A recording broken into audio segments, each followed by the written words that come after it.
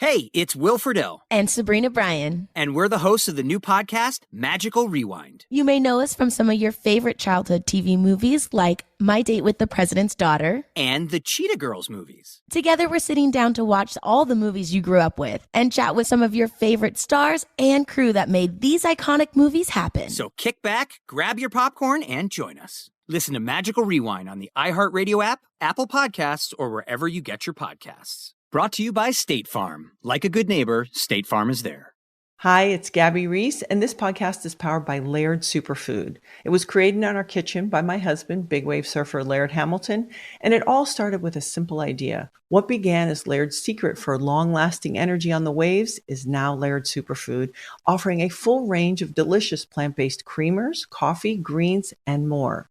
Visit lairdsuperfood.com and use the code GABBY2024 and save 20% on your first order.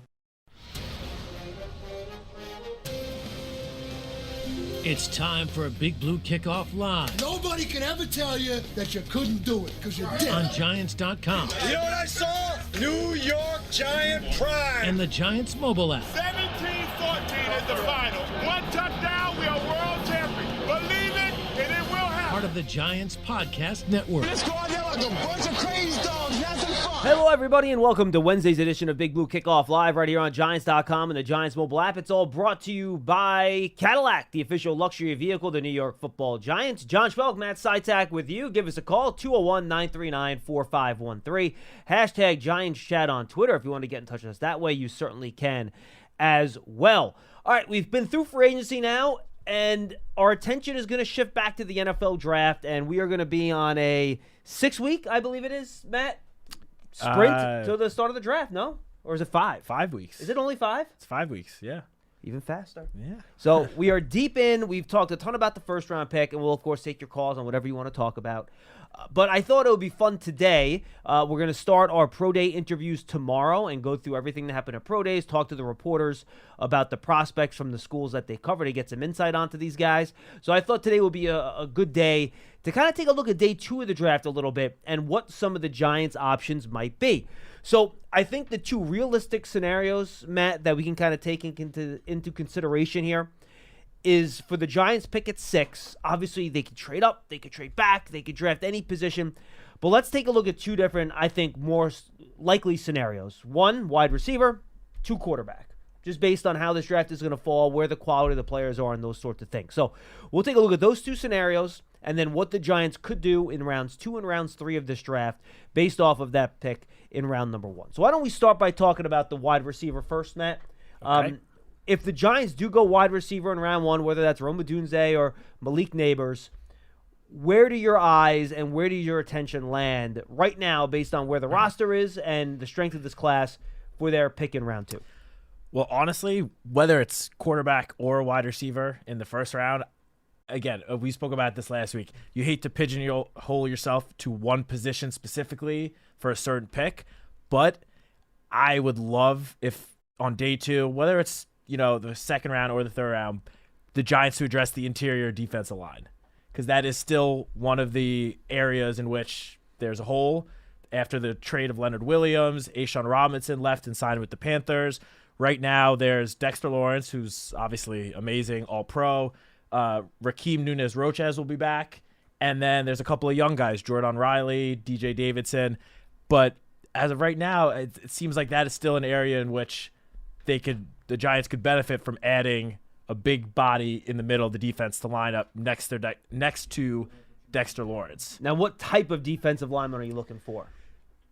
Probably one that leans a little bit more towards run stuffer. Really? Interesting. Not pass rusher, huh? I mean, obviously you'd like a guy that could do both, of course. But right now, the Giants' defensive line consists of Dexter Lawrence in the interior and then Kayvon Thibodeau and Brian Burns on the exterior. So let me put it this way. If I'm giving you the option between 290-pound Braden Fisk or 320-pound Mason Smith, which one are you leaning towards? I mean, I have a love for Braden Fisk. Why do you think I asked you the question, Citak? And I know he's definitely more of the pass rushing type of defensive tackle. And don't get me wrong, I would love it if the Giants were to take him at number 47 and line him up next to Dexter. I think that could potentially be the best interior defensive line pass rush in the entire league.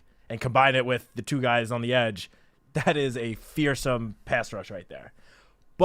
And there was a Pro Football Focus put out a 3-round mock draft earlier this week. Mm-hmm. We actually highlighted it for today's Giants Now up on Giants.com. And for the second-round pick, they had the Giants taking T'Vondre Sweat from Texas, which I know is another guy that you and I have spoken about a little bit in previous weeks. And I think he would line up right into that second-round area of the draft. I think that's where he would get. I mean, ideally, would love Byron Murphy, but there's just no way he's dropping all the way to 47.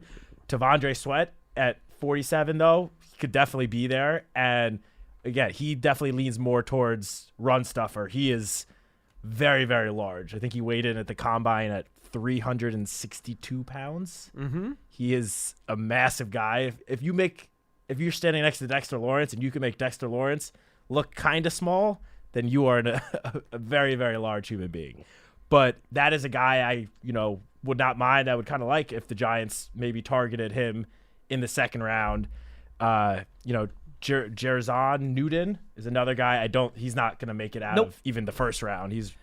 I could see him getting picked maybe in the 30s. Maybe. Okay. Because he's coming off an injury. He has to work out. I don't think Illinois had their pro day yet. We got to see how he tests, because he did not test at the combine. So that'll be interesting. But no, he's not going to be there at 47. Yeah, unfortunately not. Put him in the same category as Byron Murphy as unrealistic targets. But other than, Braden Fisk, T'Vondre Sweat, there's Chris Jenkins, who I've seen a lot of mock drafts that have the Giants selecting him in the third round with the 70th overall pick. I don't know if he's going to drop that far. The borderline. I feel like he kind of fits somewhere in between the Giants' second and third round picks is probably where he will end up going. But I do like Chris Jenkins. I think he would fit in well with the defensive line. And the other guy, and I know Dan Salomon upstairs would love this if we were to take him, Michael Hall. Now, he's more the undersized guy now, too. He is, yes. But Ohio State's Pro Day, I think, is going on right now. Yep. And I saw a little earlier before we came here to the studio, I believe he had like 26 reps on the bench press. I want to see him run, because he did not run or do any of the agility drills at the combine. I'm really curious to see what he runs, given his size and athleticism. I'll see if Brugler has anything up yet about that, but it does not seem he does. So we'll have to wait on the numbers for that. We also have USC's Pro Day today as well. I think Texas is going on today too, actually. It's a very busy Pro Day day. And USC. Yeah. Caleb Williams. But yeah, Michael Hall, definitely a little bit undersized, more of an athletic defensive tackle. But that could be good next to Dexter Lawrence. I think I'm comfortable, Matt, leaving defensive tackle for round 3.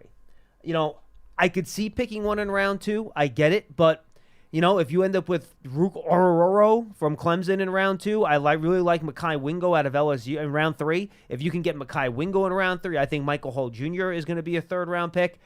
I feel okay waiting till round 3. So if I get that wide receiver in the first round, and where the Giants are right now, the first position my eyes go to is cornerback. I think it's a spot where the Giants still have some questions. We don't know where Cordell Flott's going to play. Is he a slot? Is he an outside guy? Do they think of him as a guy that's a full-time starter with a new defensive staff? Granted, Jerome Henderson's still here, but the new defensive coordinator might have different thoughts about starting at 175, 180-pound guy, right? So we don't know how they're going to treat him. And then right now, Nick McLeod's the other outside corner, who's been more of a, utility man, backup special teams player in his career. Is he going to be the starter outside? Do they trust Trey Hawkins to take that job after he struggled out of the gate last year? So I think corner is really a spot that I think you look at. The problem is that I'm not sure round 2 is going to give you great value there. 3 guys that I would keep an eye on, and I'll even extend into a couple others. Ennis Rakestraw out of Missouri. He's 5'11", just 183. I think he's a slot guy, not an outside corner. So that's one guy to keep in mind. Some people have him as a first-rounder. Daniel Jeremiah loves him, for example. He's more of a round 2 guy for me, but he might not even be there when the Giants pick. Kamari Lassiter out of Georgia, 6'1", 186. He tested at Georgia's Pro Day, and there is some debate as to what he actually ran in the 40. He did not run at the combine. Dane Brugler talked to scouts. They had him in the 4.61 area. Field Yates had him in the 4.51 area. And then Tony Pauline on draft season, which is up on the draft season feed, he had him in the 4.55 area. So that's a huge swing. And 4.51 to 4.61 at corner is a big big deal. Oh, yeah. Big deal. So that's something to keep an eye on, but he was a really good player on tape. He could be a second-round corner. You want a bigger corner like a TJ Tampa out of Iowa State. 6'1", 189. He's a perimeter guy. He can get physical. And if you want a slot guy, go stay local. Max Melton out of Rutgers. I think he's more of a third-round guy than a second-round guy for me, early third. So maybe the Giants can get him with their early third-round pick. That's possible. But he's a guy, if you want the bigger outside corner, Cam Hart out of Notre Dame has some ability. And then, if you feel comfortable with Flott playing outside and you're just looking for a slot player, then you can wait till rounds 3 and 4. I happen to really like Mike Sansfer still from Michigan. He's a guy that I think would be a second-round pick for me. I think he'll be an excellent slot player, a really good football player. Then you get to rounds 3 and 4. DJ James is the guy that people like. Phillips, I think he out of Kentucky, if I remember properly. Another slot guy. Flournoy is another slot guy that was at the Senior Bowl. So there are a number of guys in rounds 3 or 4, but I do think Tampa's, corner with TJ Tampa is an area that you want to keep an eye on when you get to that day 2. And I think with corner, the longer you wait, it's a valuable position. These guys start going off the board, so I don't know about waiting till round 3 there, but that's another spot. Any other spots you would keep an eye on? Well, yeah. Well, just first of all, corner, I definitely considered cornerback when you asked me the question. I guess my only thought was I feel like between now and the draft, the Giants will add a cornerback in free agency. Possibly. A guy that can start opposite Deonte Banks. Because, of course, the team is high on Deonte Banks. Played very solid as a rookie last year. Would you want to start a rookie and a second-year player at your 2 starting cornerback positions with a somewhat experienced guy in the slot as well, but not a veteran out there? No, not ideal, but I still would, even if that guy's not starting week 1, I'd like to at least try to shore up the position a little bit and have somebody grow behind a vet that could start in week 1. And then maybe by mid-season he slides in. That's fair. And I just saw this on Twitter. A guy you did not mention, most likely because he will not be there for the Giants at 47, Kool-Aid McKinstry. Yes, no, yeah, but I'm assuming he's not going to be there. I just saw that NFL Network put out that at Alabama's Pro Day, he just ran a 4.47 40. As low as a 4.47. Because, folks, if you don't know, Pro Day times are not official. There's no electronic timer that times you like you're at the combine. Every scout just does their stopwatch, and that's where these times come from. And it also Tom Pelissero noted that he was running with a Jones fracture in his foot that was discovered at the combine. He's going to have surgery later this week, and he still ran as low as a 4.47. That's pretty impressive. And people were worried about his testing numbers. That, I think, will alleviate a lot of concerns about him, which makes him even less likely to get to the Giants at 47. But that is a good name. I'm happy you mentioned him. Yeah. And it's funny. Somebody brought this up, too, that agents are making a big mistake not having their guys running in Indy, because it's a faster track than a lot of these college pro days. So your times might actually be worse at your pro day than Indy, just based on the softness of the track. Anyway, go ahead. I'm sorry. And also, for my answer earlier with the defensive tackle, I know you asked about round 2. I was just kind of thinking more day 2 in general. Okay, that's fair. Whether it's the second or third round. But kind of sticking onto the interior line, another position I think for round 2 in particular, guard. And I know the Giants already went out and signed John Runyon. They went out and signed Jermaine Illuminor, who has experience playing guard. They signed Aaron Stinney and Austin Schlottman, who both veterans that have a lot of experience at guard. However, I think they could still benefit from, as we saw last year with how many injuries occurred along the offensive line, especially in the first half of the season. The more depth you could have there, the better. And the more guys that you feel, not even depth, but you feel confident in being able to put in if called upon from even day 1, I think guard is definitely a position that it would benefit the Giants to at least consider when it comes to the 47th pick. I agree with that. I think that's fair. And I think there are some players that, right now are projected to go somewhere in that area. Just a couple of guys.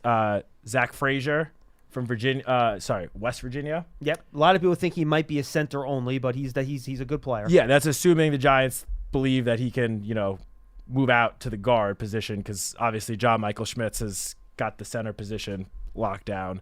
I know you have said that you're not so sure about this guy, but Zach Zinter from Michigan, assuming, medically, because he got injured, it was during the college football playoff, right?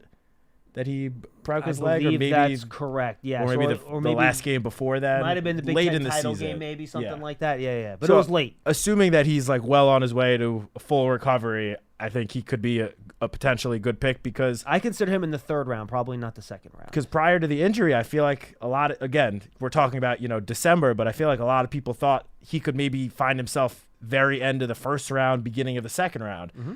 Obviously, he had a serious injury, and that's not something you can just, wipe away. But assuming he gets all cleared medically, a guy I think could be potentially a good pick. Christian Haynes, who I know you've spoken about before, and probably not in the 2nd round, but maybe closer to the 3rd round. Cooper, was it Beebe? Beebe? Yep. Cooper Beebe. I would honestly, if the Giants picked him in the 2nd round, I'd be fine with it. I think he's a good player. Yeah, I think so too. Kansas State, and then Big physical guy. He's played a lot of football. Yeah, and then just one other name I wrote down: Mason McCormick. Oh, love Mason McCormick at the Shrine game. He was great. I feel like since the college football season ended, his stock has slowly begun to rise because I believe he went to South Dakota State. Yep. Not necessarily the most well-known college. People aren't really watching all their games throughout the season. Might be the best FCS program in the country, though. Like they're very That's true. good. Yeah. Very good. Yeah. And so I've just seen his stock sort of rise, especially the last 2 months. So just another guy. I think he would probably be closer to round 3 than round 2. Agreed. But another day 2 potential target. Yeah, Dominic Pooney from Kansas, another guy I like as a day 2 pick at guard. I'm not as high in Christian Mahogany out of Boston College as other people are. I would consider him more as a round 3 guy. Bigger guy, physical, not as mobile as you would like. A player that I have not mentioned, and I probably should have looked up his pronunciation before I started the show, but I forgot. Satoa Lamia from Utah. He played guard and tackle at the Senior Bowl. I thought he was pretty good at both spots. I think he's probably more of a 4th round pick if you kind of want to roll that way. So I think those are all good names at guard, and I agree. I think that's also a spot that you look at. And I'll throw out another position, since you went offensive line. That was on my list too, by the way. How about safety? This team has safety needs. This is not a great safety class. I don't believe a safety is going to get picked in the 1st round. So where do they go here? And there's different types of safeties, right? Do you like the guys that can do a little bit of everything, like the Tyler Nubins and the Jaden Hicks? They're kind of like your do-everything safeties, right? Then you have Javon Bullard, who's kind of more of that smaller slot corner safety hybrid type guy. Curious to see what he's going to run. I think he ran at the Combine actually a pretty good time. So I think he's a very good player. If you want your ball-hawking free safety, Kalen Bullock out of USC, he might have the best ball skills of any safety in the country. At 180-something pounds, his tackling is a little bit of a problem. 4.47 for Bullard. Yeah. He did run a good time. But Bullock is really good. I love Cole Bishop at the Senior Bowl. When I rewatched the Senior Bowl tape, he stood out to me. I thought he was fantastic. I was happy for him that he ran well at the Combine. Annoyed because he's going to go higher in the draft because he performed so well at the Combine on all the drills. Not just the running, the agility, the jumping. All that was great for Cole Bishop. And Bo Braid from Maryland is actually a pretty good player too. People love Cam Kitchens. His tape's pretty good. Ran really slow in Indianapolis. I have to double check what the time was. I think it was into the 4.7s if I'm not mistaken, but I will double check that. And I think he's still probably going to be a 3rd or 4th round pick. But those are the safeties that I think, could be options for the Giants. Because remember, 4.65, was that the final time on for that? Kitchens? Yeah. Yeah. Is that what that was? 4.65 for Kitchens? So we don't quite have an idea yet what Shane Bowen wants from his players on defense. We haven't talked to him yet. So it'll be interesting to see if they value safety there as a position they want to add to on day 2 of the draft. Yeah, that's definitely one thing that I am very interested to see. But his track record with the Titans, Shane Bowen, he got some great safety play from his 2 starting safeties. I mean, Kevin Byard, who is now he signed the Bears. Mm-hmm. With Bowen, his career took off. He played great. I feel like he always got good play out of his safeties. And then Hooker, right? Was next to him was Amani Hooker, right? He was a good for player at least too, some right? of the time. Yeah. Mm-hmm. So I definitely expect the Giants to add to the safety position. And remember, in Buffalo, Joe Shane valued the safety position too with Hyde and Poyer. So, That's why I thought at the beginning of last week that Jordan Poyer might be someone that the Giants would consider. Obviously, signed with the Dolphins on a 1-year deal. Micah Hyde is still He's a still free out there, agent. right? Yeah. There are some talented free agent safeties that are Justin still Simmons available. hasn't signed anywhere yet. Crazy. Jamal Adams, which I know, they're the negatives to his game on and off the field, but when healthy, he's a very, very talented player. More of a box safety, obviously, but yes. Yeah. Mm-hmm. So I definitely expect the Giants to add to the safety position between now and the end of the draft. However, I will say the two safeties that I guess are currently with the current roster projected to start, Jason Pinnock and Dane Belton, I feel very good about the two of them.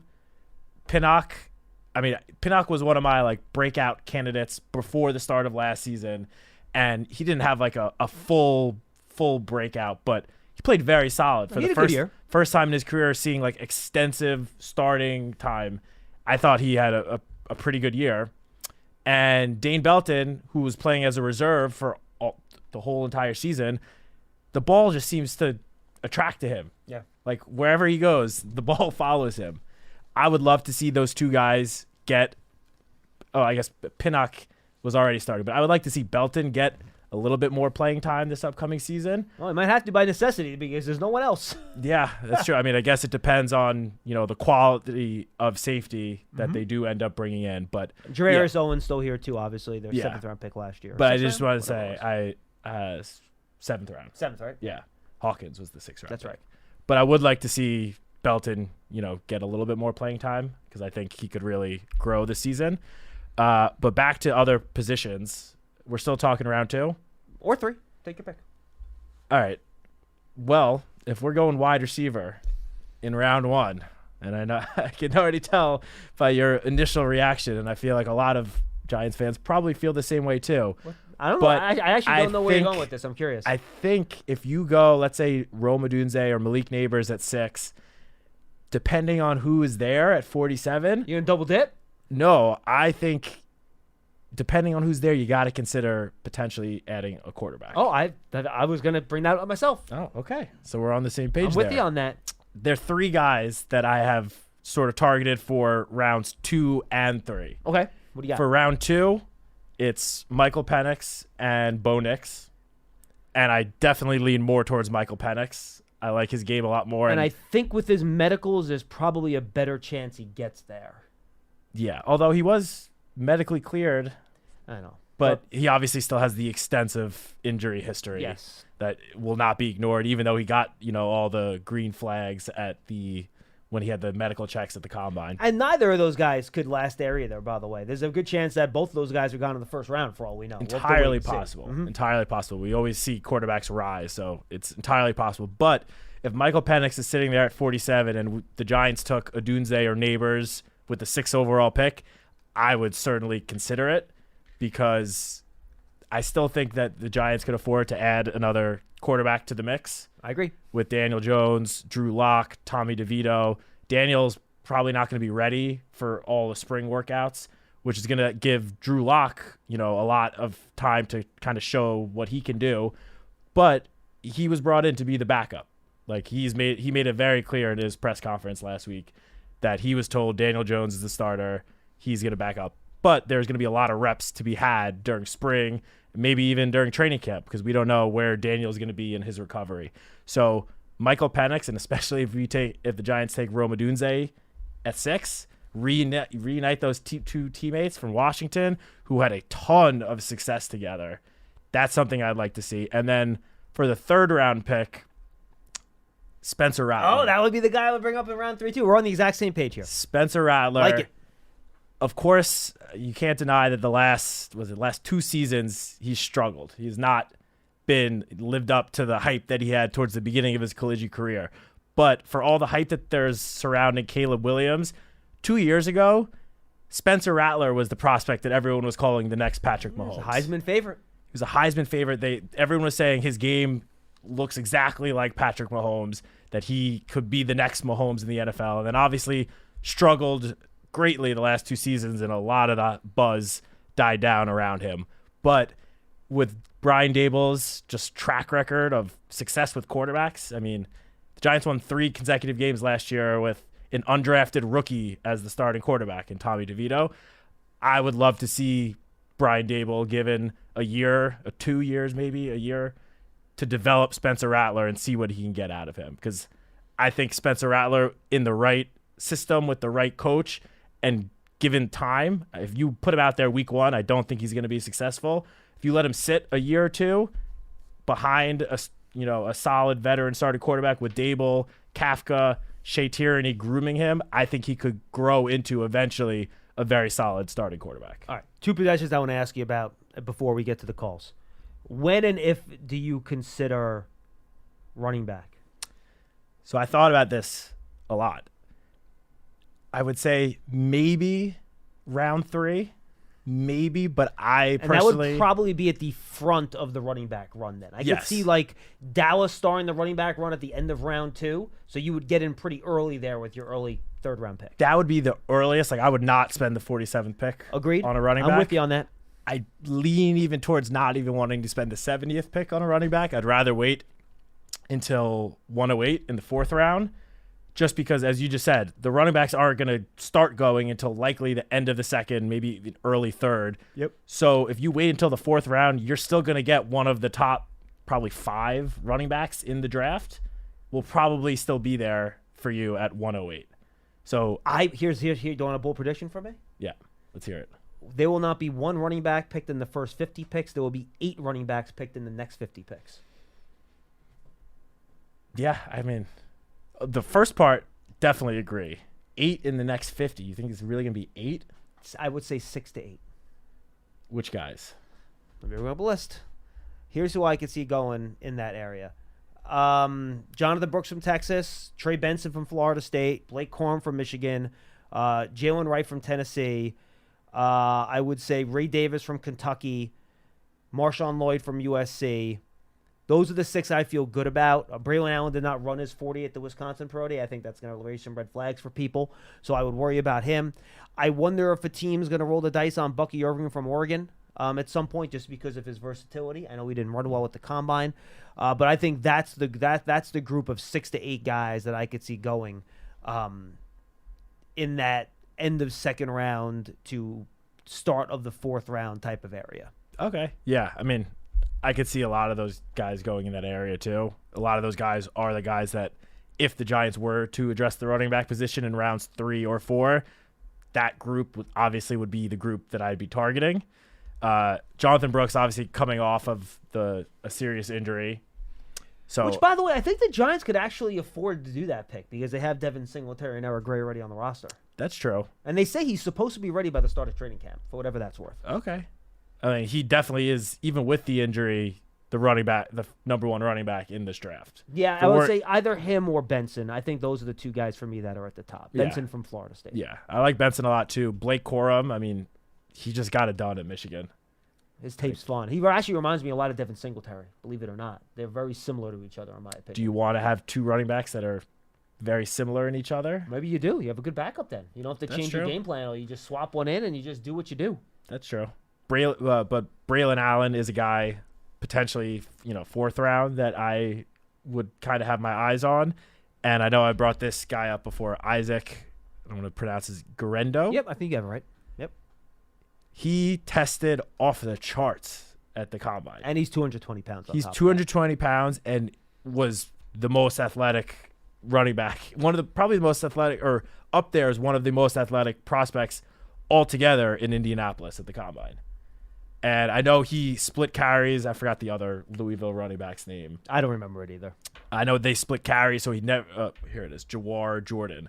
So he never got like the full workload, but just that athleticism that excites me. And former Wisconsin back. He was actually at Wisconsin and transferred to Louisville. And for a 4th round pick, I feel like day 3 pick. I mean, I think that's fine for him as a flyer. Yeah, I'm with you. All right, I'm not going to mention tight end Darren Waller. We just don't know, so hopefully there'll be some clarity on that by the time we get to the NFL draft based on reports. So. And then we could have that deeper conversation. But Jatavion Sanders, we don't have to go into it, but that is the one tight end of the group. The question is, would you use a 2nd round pick on him? No. And then he's probably going to be gone before 70. I think that's probably. But that is the guy he goes I like. Between 50 and 70. Yeah, I think that's where he agree. winds up. I'm with you on that. And I'll just bring up receiver. It's the Giants. Let's say they trade up or do something else, and they pick a quarterback in the first round. There are a number of second-round receivers that I think could be a lot of fun. I'm going to focus on guys that I think fit with Wan'Dale Robinson and Jalen Hyatt. So I'm not going to talk about Xavier Worthy because I think he's Jalen Hyatt. They're a very similar type of player, right? I'm not going to talk about a guy that I think is a slot only. Xavier Legette from South Carolina. He'd be my top guy. He's more of a third-round pick to me than a second-round pick. I'm not as high on him as everybody else is. Wow. He's got good measurables. He runs fast. I just don't see it on the tape. I don't. Keon Coleman, his testing worries me. I don't think he separates well on tape. I was never a huge fan of his, even when the hype train was him getting picked 15th overall back in October, November. Listen to draft season, the receipts are there. But if he's sitting there in the middle of the second round, his GPS numbers are a lot better than his testing numbers. I would have a consideration there. Devontae Walker, I think, has it in him to become an X-wide receiver. That's a guy I would consider picking in the second round to draft and develop to become that X-wide receiver if you want to go there. Then there are other guys that I really like Troy Franklin. I don't think he's going to get there. I love Ricky Pearsall. He was a good player. I'm not sure he's a perfect fit. Wait till the third round. Take Jalen McMillan out of Washington. People call him a slot because he played there with Rome Odunze there last year. Well, he was their X-receiver before Rome Odunze got there. He's 6'1". He's 200 pounds. Or 191, whatever he is. He can play outside. So that's another guy that I happen to really like. Or Jalen Polk, his teammate at Washington, another guy that can kind of be an outside receiver for you. And then one sleeper, only because he tested really well and he has the size you're looking for. I think as a day 3 pick, I'd roll the dice on Cornelius Johnson out of Michigan. He's a big, long, lanky guy that's a deep threat. I think he's a better route runner than people think. His testing at the combine was better than people thought it was going to be. So those are some set day 2 and even a couple day 3 wide receivers in there for you if people have any interest in that. Yeah, I like a lot of those guys that you just mentioned. Troy Franklin, I think if he just bulked up, he would be going way higher than what he's currently projected. Problem is that if he bulks up, does he lose his speed? True. I mean, he ran a 4.41 at the combine. And his tape looks faster than that, to be honest with you. But he also weighed in at 6'2", 176. Yeah, I'm curious to see what he weighs in at the Washington Pro Day if he's a little bit heavier when he's not running the 40 again. Yeah. Jalen Polk was another guy I was going to mention. Really like him. I know Odunze gets most of the attention, and rightfully so, but Jalen Polk had a really good year for Washington. Good size, 6'1", 203 pounds. Would be an interesting pick in the second round if he even makes it to 47. And one other guy you did not mention, which I feel like people are either they love him or they hate him. Who's that?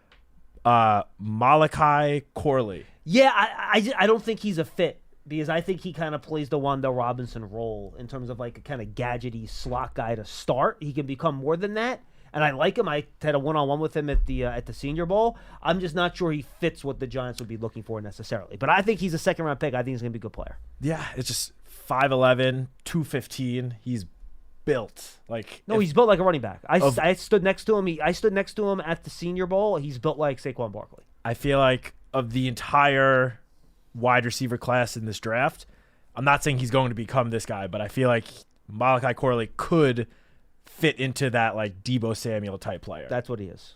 100%. Which I would sign up for Deebo Samuel. And I'll throw one other kind of maybe late day 2, early day 3 guy, Jerry Rice's kid, Brendan Rice out of USC. I have him on my list as well. He's interesting. He's 6'2", he's 208, he's a bigger wide receiver. I think he showed enough of me at the Senior Bowl. Again, I just don't like watching the USC tape. I just don't like their offense and the way it functions. So I think it's hard to kind of talk about players in that system. But I think he's a guy round 3, round 4, if you're looking for a bigger X-type wide receiver. I don't think he has it in to be a star, but I think he could be a really solid, good NFL wide receiver. So, yeah, I'm with you on that. Folks, those are some names for you. Okay, quick math. The less your business spends on operations, on multiple systems, on delivering your product or service, the more margin you have and the more money you keep. Obvious. But with higher expenses on materials, employees, distribution, and borrowing, everything costs more. So to reduce costs and headaches, smart businesses are graduating to NetSuite by Oracle. NetSuite is the #1 cloud financial system, bringing accounting, financial management, inventory, HR into one platform with one source of truth. With NetSuite, you reduce IT costs because NetSuite lives in the cloud with no hardware required, accessed from anywhere. You cut the cost of maintaining multiple systems because you've got one unified business management suite. And you're improving efficiency by bringing all your major business processes into one platform, slashing manual tasks and errors. Over 37,000 companies have already made the move. So do the math. See how you'll profit with NetSuite. Now through April 15th, NetSuite is offering a one-of-a-kind flexible financing program. Head to netsuite.com/stereo right now. netsuite.com/stereo. netsuite.com/stereo. For rounds 2 and 3 before we start diving into these pro days. Hope you enjoyed it. Don't forget, go subscribe to the Giants Huddle podcast. Right now we have interview with all the players the Giants signed last week. I wanted to let those live there for a while so you have a chance to get through them all. Brian Burns, Devin Singletary, John Runyon, Jermaine Illuminor, and Jalen Mills, I believe, are the 5 that are up there. So go check those out. Tomorrow, I did about 25 minutes with Sean O'Hara. He gave us a breakdown on the Giants' new offensive line additions. So make sure you go check that out as well. A lot of time spent on Illuminor and John Runyon. So that's coming up on Thursday in the Giants Huddle podcast. And a lot more coming up next few weeks as we get ready for the NFL Draft. Giants.com, Giants mobile app, favorite podcast platform. Just search for Giants Huddle Podcast. All right, let's get to the phones. 201-939-4513. Go to Hugo in New Jersey. He will lead us off. Hi, Hugo. Hey, good afternoon, guys. I want to make a couple comments about our free agency. I think the philosophy was good. In other words, not investing in low positional value in running backs and safeties. I was, frankly, a bit disappointed in the execution. And, John, I'll just go back to some comments you've made in the past. And I think you said this, which is trading valuable draft assets and then paying a big contract for a player is not a prudent way to build a roster. Generally speaking, Hugo, I do not like using 2 sets of assets to acquire a player, where you have to trade for them using a pick and then sign them using your cap space because you're using 2 different buckets of assets to get one player. Generally speaking, I'm not in favor of that. Burns, it was only a second-round pick. It was a high 2, but it was only a 2. It wasn't a 1. And he's in a premium position where a player of that caliber is not going to become available via free agency, period. He's just not at that age. So that's the toll you have to play just to get access to the player. Generally speaking, you're absolutely correct. I don't like that process, but I understand why they would bend that a little bit to get a guy like Burns. Especially because he's only only 25 years old. Exactly. Well, here's where I am on this, right? As I wrote it down on paper, the Giants are spending about $40 million AAV on Brian Burns and John Runyon. And in my mind, I could have taken that $40 million of AAV and done a lot more, I think, to improve the team and retain the 39th overall pick. So, well, now, in fairness, in year 1 of them, in terms of how the cap hits, it's only around 25, I think, when I looked at how the contracts are broken down combined. But average per year, I understand where you're coming from with that. I think it's probably closer to like 37 or 38. Okay. So, look, I mean, for this to work, I think Brian Burns has to be at the level going forward. I know he's young. Parsons, Garrett, T.J. Watt. If he's not at that level, and by the way, there's nothing in his resume that suggests he can get to that level, and Carolina is not a cash strap, or not only not cash strap because their owner's like a billionaire, but they're also not in cap help by any means. They have a rookie quarterback under contract. Yeah, but I think they wanted to use those resources to build around the rookie quarterback and not use the money on a defensive player, which is why I think ultimately they did the trade. Bingo. Especially considering all of the assets they traded last year just to get Bryce Young. Correct.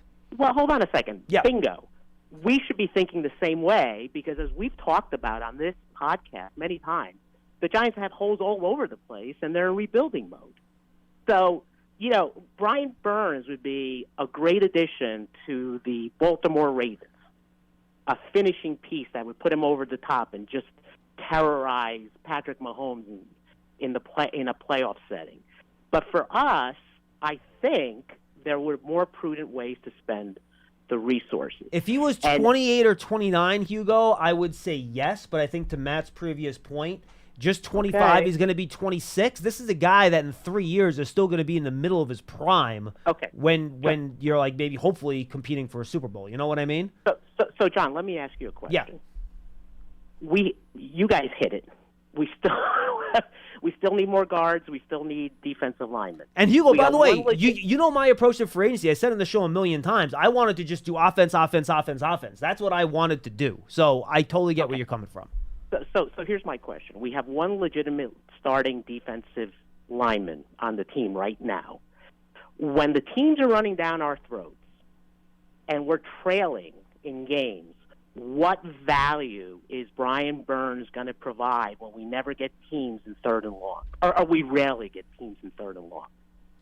Well, I think you hope that the run defense is better. And I do think they have a number of players. You go, no, I'm being serious. And I was actually going to bring this up when Matt brought up the interior defensive lineman. I think the Giants believe that they have some players in-house that they can stop the run with. Whether it's Nacho, who was a good run stopper in Tampa before he got here. I think they like Jordan Riley as a run stopper, as just a huge human being you can plug in there. You know, DJ Davis has been here a couple of years, got hurt his first year. I think they believe in Bowen's system, and Bowen has a really good history of his team stopping the run extremely well, that you can be a better run-stopping team than what they were the last couple of years with Wink. And also, that's a lot of hope. With in Bowen's defense, we'll see this once the season starts. The Giants defense is not going to be blitzing 5-6 guys every other play like they were under Wink Martindale. Bowen's defense sends 4 guys, your 4 defensive linemen. That's who he relies on to get after the passer. So that's where the acquisition of Brian Burns makes a lot of sense, because if you're only sending 4 guys, you want those 4 guys to be able to hit home and pressure the quarterback. Brian Burns is 100% going to help do that. And Hugh, you're right. The statistical profile doesn't show a guy at the level of TJ Watt and Micah Parsons and stuff like that. You're right, it doesn't. You look at the numbers, pressure rate, pressures, sacks, pick whatever one you want. It doesn't match up with the guys at the upper echelon of the edge rushing class. Totally agree with you. But if you watch the tape and you watch his physical ability, you see that skill there. So I hope, and again, I'm using the word hope again, that in a different setting, in a different defensive system, now he was in multiple systems in Carolina, which is fair, that you can get more production that matches the skill set you see on tape. Yeah, like I said, there's a lot of hope in all your comments about both the production from the defensive linemen on the roster as well as where Burns will get to. I think I've taken enough time. I'll call next week and talk about the offensive line, but I guess one theme is I didn't really understand the Runyon signing. I mean, he's kind of like not an imposing guard, and he's not very good in the run game. I mean, to me, he's a marginally better player than Bredesen, but $7 million more expensive. He's but Hugo, he's a much better pass protector than Bredesen was. John, what are the weaknesses of the Eagles and Cowboys on defense? You're going to tell me that the Eagles' weakness is the secondary. The NFC East? The Eagles' weakness is their secondary, Hugo. What do you mean, what's the Eagles' weakness on defense? Their secondary stinks. Well, yeah, but their run game, they're pretty bad against the run, and the Cowboys are very – but look, the problem is – Now, see, Hugo, I will disagree with you here. If you bring an offensive lineman, I prioritize pass protection over run blocking every time, twice on Sunday.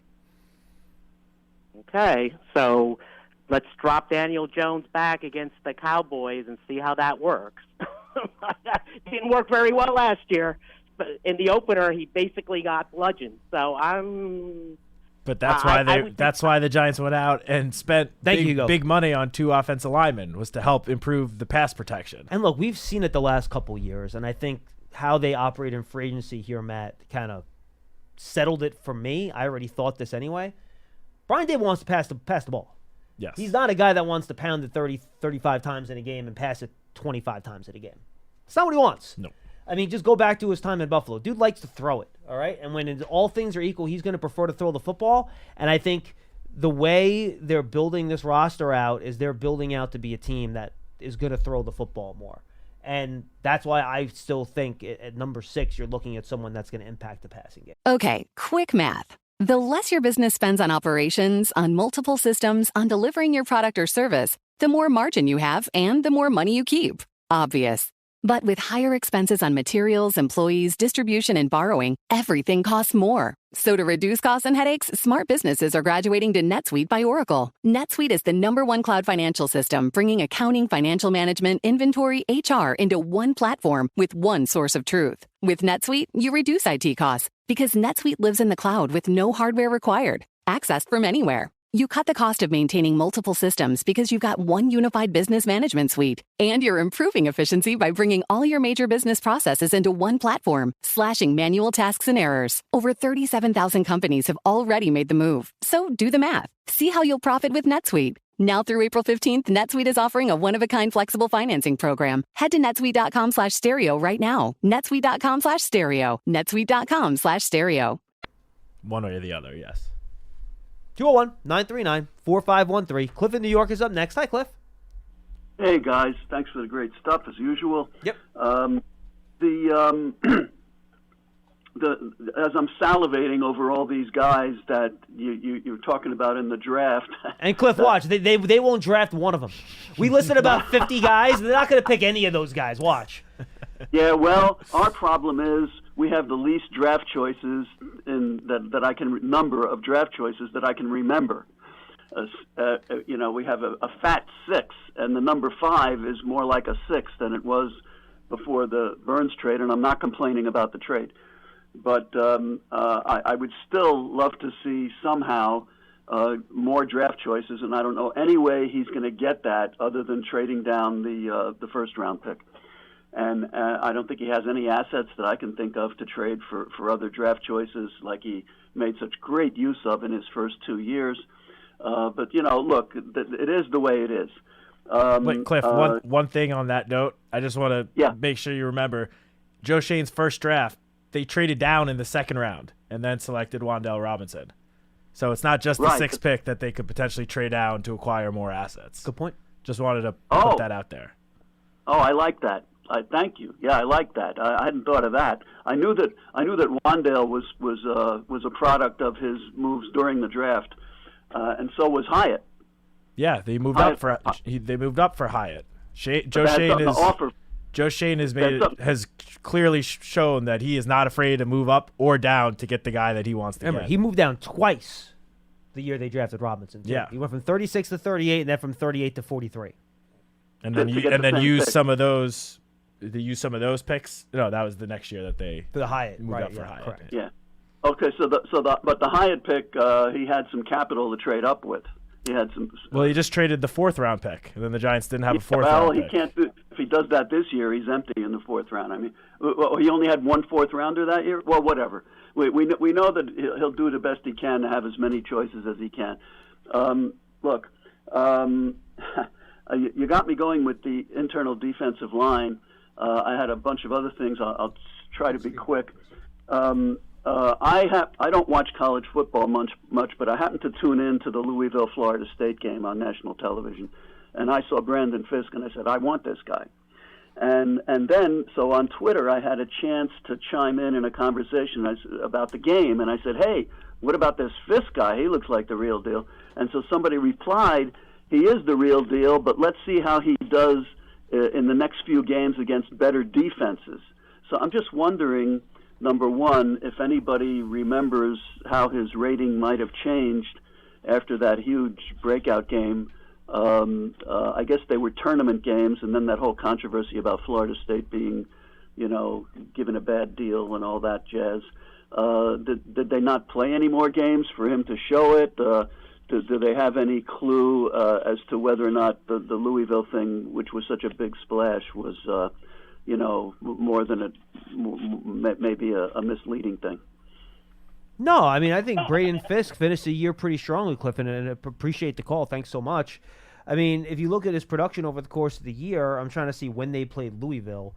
They had Louisville on their schedule that was his last game of the year. So that was the conference championship game against Florida State. And then he sat out the bowl game against Georgia with basically every other draft-eligible Florida State player. But no, I mean, look, he played well against Florida State, played well against Louisville, pardon me. He played well against Florida, which is another, high-quality team. He played well against Duke, which is actually a pretty good offensive line. They have Graham Barton there. So, yeah, I wouldn't worry about level of competition with Fisk. That to me wouldn't be a concern. Yeah, I mean, looking at his game log, the last 3 games this season, Louisville, Florida, and North Alabama, but 5 sacks, 7.5 tackles for loss. Like those are some pretty strong numbers. Yeah, I wouldn't be concerned about that at all. 201-939-4513. Let's go to Donnie in Queens. He's up next. Hi, Donnie. Hey, guys. Not the reason for my call, but just to touch on the first caller. You know, spreading your money around to more positions requires the same amount of hope that Burns takes the next step in his career. This is all hope when you're talking about free agency and the draft. You're always projecting forward. And I would say calculated bets, Donnie, more than hope. Yeah. I would say calculated bets. Fine, educated guesses, right? However you want to place it, it's the same concept. You know, I personally don't believe if I have $40 million in cap space, I need to try to spread that out across all my holes. I think you're better off attacking parts of your roster and creating strengths and identities. And I think with Okereke, Kayvon, Dexter, and now Burns, for the first time in a while, you can see that the Giants legitimately have something they can look at that might be a strength in terms of their front seven and pass rush, but they haven't really had in a long time. They've kind of had units where they've had players at, but not an actual full group of guys that you could feel really good about. So I understand this concept of not trading the picks plus the salary, but I think in this opportunity they had to actually build a strength and identity on the defensive side of the ball was a worthwhile gamble. My call was more about the lack of talk I hear about offensive tackle at number 6. Totally understand the wideout argument, and I know that it's supposed to be a great draft for it. Same thing with the offensive line. I do, however, believe this is not a one-year build here. I think we would all probably agree on that. Sure. And that it's harder to find offensive tackles than it is wideouts. Last year was a weird year at the wide receiver position where it wasn't a really strong draft, but it seems like every year I tune into your draft coverage. You guys like guys all the way into the 3rd round. You can't say that about the offensive line. No, you're right about that. Donnie, you're absolutely right about that. Yeah, and while I understand this is a strong class on the offensive line again, if we still had 37 or 39, whatever it is we trade to the Panthers, maybe you could have got somebody there. But I think if you're waiting to get to 47, you're probably not getting that. I agree and with again, that. if you draft Joe Alt, I think now you look at a team that is 4 deep at the tackle position. You have Neal now as another guard body to throw in there. And you can actually look at having strengths on both sides of the ball. So that's where I would go. You know, assuming they have them relatively closely graded, I would be looking at Alt at 6. Personally, I would take a quarterback, but sometimes I like to leave that out of the equation because it just opens up a whole other rabbit hole. So thanks for taking my call, and I'll hang up and listen. Look, Donnie, there is a legitimate argument for picking a tackle at 6. I get it. I mean, would I sit here and lose my mind and say you're nuts for drafting Joe Alt at 6? No, of course not. He's a really good player. He's to be a top offensive tackle in most draft classes. I do not worry about him moving from the left to the right side. I think he'd be fine. That's not something that I'm overly concerned with. It might take a little time, but I think he would figure it out. So, no, I wouldn't lose my mind about it. You're right. You could find receivers later, but you can't find guys that would be the number 1 wide receiver in, 7 of the last 10 wide receiver classes in every other draft. That's kind of the thing.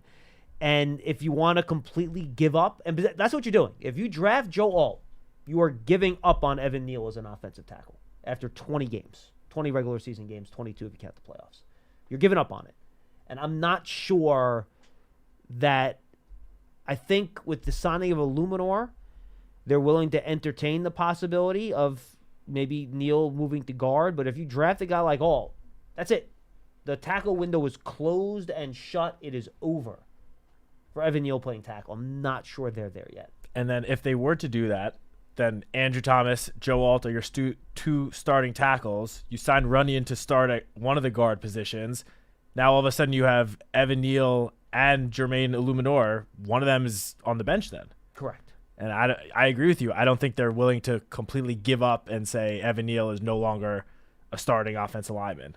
I think it's more likely that they give him a chance to move inside to guard before they fully give up on him. If it weren't for the Illuminor signing, I would say 100% that Joe Alt or an offensive lineman would be in the conversation at number 6. I agree. But when you spend a decent sized chunk of your cap space on a tackle who has a ton of experience with your offensive line coach. Starting at tackle. They spent 2 years together in New England, 2 years together in Las Vegas. They seem to love each other. Illuminor was raving about Carmen Brasillo in his press conference last week.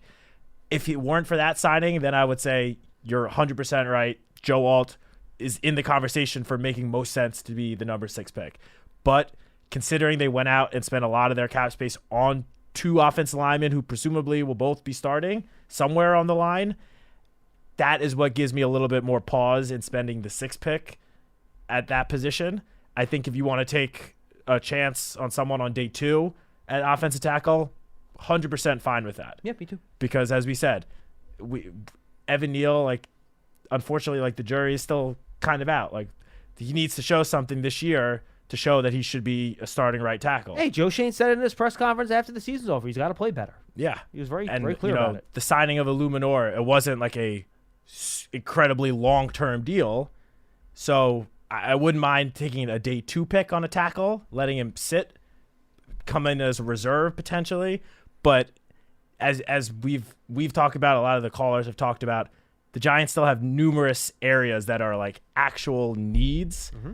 And right now, given the moves they've made so far in the offseason, including the 2 reserves that they signed, I just don't think that offensive tackle is as big of a need as all of these other positions that we've talked about. Just real quick, day 2 tackles, I'll throw a couple names out there for people. Patrick Paul out of Houston, big, tall, lanky guy. I think he needs some development still, but again, maybe that would be a good thing. I like Roger Rosengarten out of Washington. I think he is multi-positional flex, left and right tackle. I think he's a good athlete. He's physical. He's got a good punch.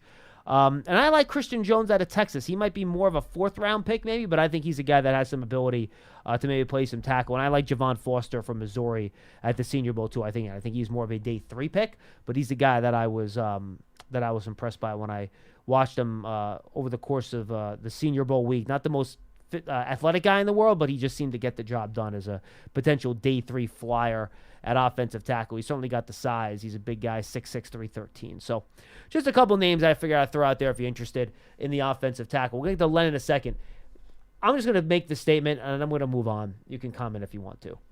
We're going to talk a lot about the quarterback here over the course of the next month and a half, right? This is where I've landed, folks. I'm going to give you my opinion on what I see from watching the quarterbacks, but here's the bottom line. Joe Shane was there when they drafted Josh Allen. And more importantly, Brian Dable developed Josh Allen. We saw how he was able to get good play out of Tommy DeVito last year. What he did with Daniel Jones and not a whole lot around him 2 years ago. Basically, according to a lot of the EPA metrics, was a top 10 offense 2 years ago. Okay? If Brian Dable picks out a quarterback and tells Joe Shane, this is the guy, he's my starter, I think we can win a championship with him, and I think he's going to be a great quarterback, I'm not going to argue with the selection. I trust Brian Dable and Joe Shane to make that decision. And as Kurt Warner has pointed out on Twitter, as a bunch of other people have pointed out on Twitter, quarterback evaluation is really hard. It's tough. It's hard enough for NFL teams that do this for a living. It's much harder for people like us who are media people and are just doing the best we can. So I can tell you what I think, but the people that interview these quarterbacks have them on 30 visits and do all these things with them and have so much more insight into them and off the field and on the field. The whole Lance Zierlein thing I talked about on the Giants Huddle podcast the other day. It was draft season with Tony Pauline. How he said NFL front offices think much higher of J.J. McCarthy than the media does, right? Because they rave about, his pre-snap recognition, how he's able to get to the right thing based on, coverage and stuff. I'm not a quarterback. I don't know where the quarterback should be looking based on what the defensive look is before the snap. I'm just not capable of evaluating that way. And even if I was, I wouldn't have the time to do that deep dive on all these players as we try to get this thing done. So I'm going to trust Brian Dable's judgment on these guys, where if he thinks the guy is the guy, I'm going to be good with it, because I think his history with quarterbacks should be enough for anybody to trust his decision on, if they decide to draft a quarterback, that it's going to be the right guy. Yeah, and that's all I'll say. You nailed it on the head. I could not agree more with you. If Brian Dable, who, maybe prior to last season everyone was saying is like a quarterback whisperer, if he thinks that a quarterback that they could take either at number 6 or even in the second round, if he thinks that there's a guy there that he says, It might take a little bit of time, but I think this kid can develop into a starting franchise quarterback. He knows significantly more than any of us. Like, I fully trust him to make that decision, because that's a decision that, the coaching staff and front office are going to have to live with. So I could not agree more with you. And just one player in particular that seems to be, at least on Giants Twitter, the most polarizing guy I think I've ever seen, J.J. McCarthy. My God. It reminds you a lot of Daniel Jones a few years ago, to be totally honest with you. Yeah, but I think one thing that fans can't seem to get over is fans are focused on where J.J. McCarthy was being projected by the media in mock drafts 2 months ago.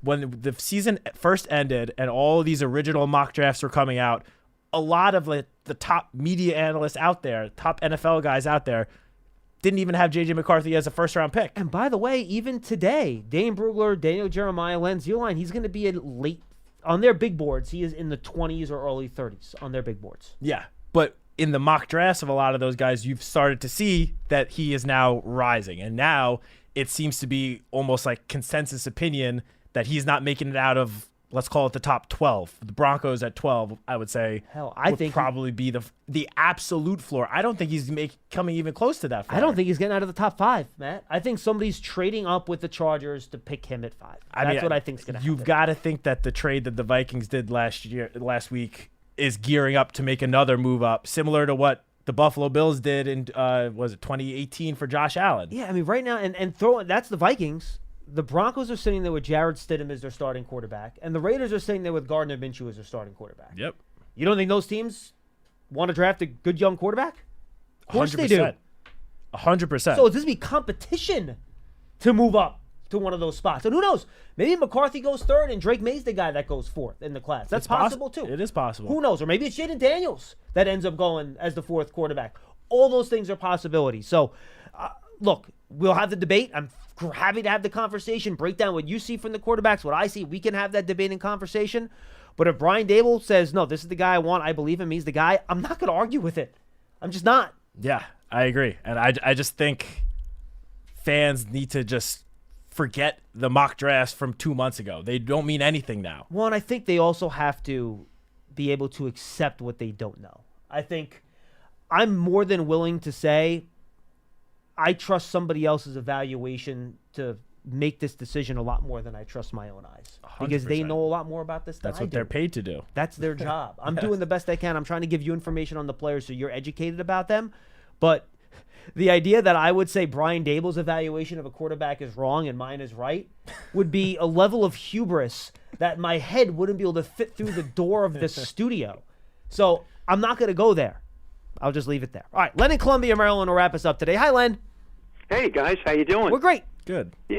John, you want me to not think I know more than Joe Shane? Come on, man. No, look, and Len, honestly, I'm a fan, man. No, I totally agree with that, and I want you guys to have your opinions and call up, and that's all great. Even after they make the pick, you want to disagree with the pick. That's why we're here, 100%. But I do think quarterback is almost a separate case and argument. It's such a tough position to even Kurt Warner, who's a Hall of Fame quarterback, has spent 2 weeks on Twitter discussing how difficult it is for him to figure out which one of these which one of these drafting quarterbacks are going to be a really good player. If Kurt Warner can't figure this stuff out, how the hell am I going to come out and say authoritatively, this guy's going to be awesome? I'm not that self-deluded to think that I have that type of ridiculous insight into quarterbacks. That's I agree. But let me take it this far. I'm holding that 6th pick. I don't want to trade that 6th pick. I don't either. I'm with you. But I'm not spending that 6th pick on the 4th, 5th, or 6th quarterback in this draft. And I totally get that, and I totally get where you're coming from on that. Okay. Mm-hmm. Now one other reason for hanging on that 6th pick. We need immediate firepower. I don't quote Lance much, but Lance got it right. We're averaging 15, 16 points a game. We need somebody. Game 1. Here's my prediction, guys, by the way. It's the early Monday night game. It's Giants at home, 100th season being, kicked off here. against one of our longest rivals. I'm not sure who our longest rival. I'm not sure who that is. It's either the Eagles or the Commanders. That's my guess for the opening game. The Eagles are playing in Brazil week 1. Yeah, so it isn't going to be Philly yet. Philly's in Brazil in week 1. And Len, I would bet, I would think more of a Sunday game in week 1 for the Giants than a Monday night game. That would just be my guess. All right. Well, then my thinking is it's going to be the Commanders because that's our oldest rival. Yeah, it's possible. All right. Yeah. Okay. I'll tell you what, though. So Steelers, old school NFL team like the Steelers, to celebrate the 100th anniversary in week 1 with the Mara and Rooney families connected. That'd be pretty cool, too. Yeah, good point. I hadn't thought of that. Wait, are the Giants home versus Steelers or at the Steelers this year? No, I should keep my mouth shut before I make that suggestion. Steelers. I think they're at the Steelers. Okay, so never mind. That would have worked then, wouldn't it? All right. I'm going with Commanders. Clearly, Len, I haven't thought that deeply about that yet. I am not in schedule release mode yet. I'm not there yet. All right. Okay. A name that. Well, back to my point. We need firepower. We need it opening day. Odunze or Neighbors gives us that firepower. That's what my thinking is today. John, I talked about that guard from Baltimore all offseason, almost back as far as January, Simpson. And the Jets signed him. I was disappointed the Giants didn't move that direction. He's a real good player. But okay, hey, we got Runyon. Good move, nice move. We have improved that offensive line. It's a better offensive line in terms of starters and depth we had last year, and probably that we've had in a couple of years. So those were all good moves. But I thought I had to mention it, John, because we talked. I talked about Simpson the whole offseason. Yeah, and Simpson's is more of a mauler type. I think Runyon's a better pass protector. Simpson's more of that mauling run game type. Not surprising he came from Baltimore. That's the type of player that he is. Yes, true. And it could be he got cut when he was with the Raiders by our current offensive line coach. So it could be that there really wasn't much chance he was going to come to the Giants. Was Brasillo there when they cut Simpson? Yeah, he was. He was? Okay. I'm pretty sure I got that right. I'm sure you are. I'll have to check it. Yeah. Okay. Hey, Matt. We got to get another safety. I know the narrative on Belton is he's a ball hawk. I'd like to know, and I'm not smart enough to figure out this, and I'm not asking you guys to do it. Believe me. I'd like to see when those interceptions came. Was he the third safety on the field? I don't see him in a two-safety look, Matt. I don't think he covers well. You put him in coverage, man coverage, and I think we're going to get burned. Well, luckily Bowen plays a lot of zone, Len, so that'll help. Yeah. Oh, well, now if we put him in that situation, maybe. But I still think we need. The kid Owens hardly played last year. We expect him suddenly to get on the field and be a starter. No, I wouldn't expect that. It can't work that way. I think we got to look for another safety, Matt. And Len, I think there's a possibility. To Matt's point, he mentioned this with corner. There's so many veteran safeties out there. I could see them adding a veteran safety between now and the draft too, and that could be like a $2-3 million player that can come in there and be kind of that backstop in case the young guys don't work. And Len, I agree. I think cornerback and safety, both of those positions, someone needs to be added, whether it's free agency or the draft. Yeah, all I said was I think Belton has earned just a little bit more playing time. I didn't say, name him the starting safety. You like Belton more than the cornerback options is I think the point you're trying to make, right? You like Belton at safety more than you like the guys in the mix at corner at this point. Yes. Okay. Yeah. I do. And I'm, as you can tell, I'm not that high on Belton in certain situations, but I agree with that. We got, and here's where we're beginning to run out of time and players. It's slowing. The free agency is slowing down already. No, the Giants were not going to be able to fill every hole this offseason in free agency. They just weren't going to be able to do it. We're moving. We're moving through the second tier, but we're moving. Closer to the front door of the department store where we're shopping. we're going to soon going to be heading into the next level. I mean, there's not a lot of players that we want out there for 17 games, 60, however many, 60 plays a game for 17 games. I will just say, though, Len. Thanks for the call, man. We got to run. In 2022, the Giants signed Fabian Moreau off the street with the season already started. He came in and was very solid at the number 2 cornerback position for the rest of the season. Wasn't McLeod a late camp pickup off a cut as well? The Giants claimed him off waivers when the Bills caught him on cutdown day at the very end of training camp. And just to one other thing that Len brought up, I looked up. Dane Belton has 4 career interceptions. Last season, both of them came against the Rams, in which he did not start. So Len was right. He was the third. I feel like someone left with an injury in that game. Was that the game that Pinnock hurt his shoulder? It might have been. Might have been. But I look back to his 2 interceptions as a rookie, and both of those came when Belton was starting. Okay. So it's not all of his production coming as the third safety. He has shown that he can play, hold his own when he is one of the 2 starting safeties out there. Just wanted to put that out there since I looked it up. That's very good research. Let me see. I'm very curious here about that game against the Rams. What week was that, Matt? I want to say week 16? 17, actually. Here we go. Game book. Curious to see how many. I'm just looking to see how many snaps Pinnock and McKinney played in that game. Let's see. So in that game, defensively, where's defense? Yeah, he only played 16 snaps, Pinnock. Yeah, so that was the game Belton. So all 4 of his interceptions have come when he's one of the 2 safeties out there. That's interesting. It's funny, real quick, and then we got to go. Looking at the Giants' home opponents this year, I'm with Len. I like the Commanders as week 1. And I think it gets some juice for the league, too. Right? You'll have, the rookie quarterback, whether it's Jaden Daniels or Drake May, first game, Giants, 100th anniversary, that whole thing. I think that, to me, would be a really fun week 1 opponent. And it's a game that you feel like you have a good chance of winning. Yeah, if the Giants are home. We don't, True. We don't know about that. They're going to be true. home or away That's in the true. season opener. Yes. I'm sure. You're right. We don't know that. Yeah, I don't want to see the Cowboys again. Whenever they play the home season opener, whether it's week 1 or week 2, I like the idea of I don't want the Cowboys anywhere near it. We've got enough of Giants-Cowboys week 1. No, please, stay away. Out of all those teams, I think the Commanders make some sense. Yeah, I agree. Of looking at the list now, yeah. Clearly, we have not thought about this for a second. But no, especially because I would have maybe said the Eagles, but again, the Eagles have already announced that they are in Brazil week 1. So I don't want the Eagles. I don't want the Giants to be going to Brazil in the season opener. Though the NFL would love the Saquon storyline, wouldn't they? That's true. No thanks. I'll pass on that.